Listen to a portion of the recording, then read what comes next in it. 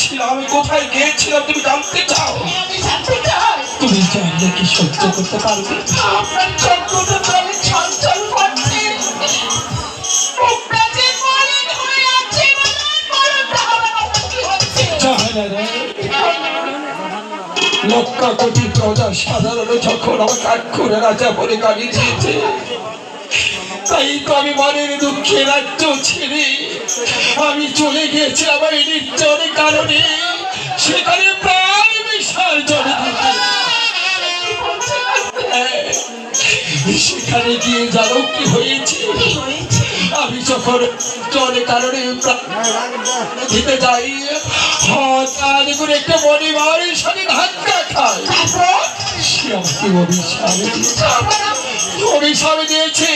তারে বৃদ্ধ আমি ধরে দিলাম অভিশাপে পুত্র সুখে করবি অনুতা। আমি হেসে দিয়ে বলছি পরিবার, পুত্র আমার নেই, পুত্র আমার নেই পরিবার। পরিবার কি বলেছি জানো? পুত্র তোর হবে, পুত্র হবে।